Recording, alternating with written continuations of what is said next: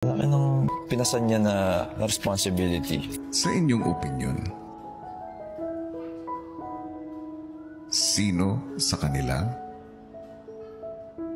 ang karapat-dapat bumalik? Atik lang at Shuvi po. Kung puso lang naman yung basihan, kuya, no doubt dyan si Atik lang sa si Shuvi.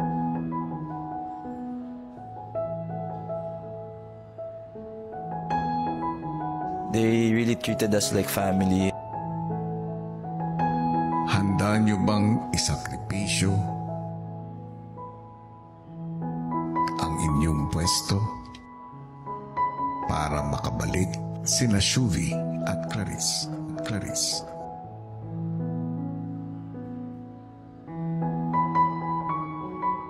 Ba yung kinonsider ko talaga nung na-evict sila. Gusto talagang ibigay ang spot ko kay Atik lang. Si Shuvi, paano ko maiwan siya eh?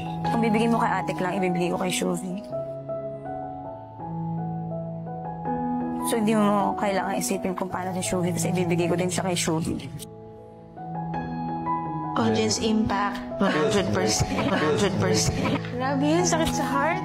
Halaki nung pinasan niya na responsibility. Hindi mo niya sinare sa akin, talagang inako niya lahat. Birthday ko ba?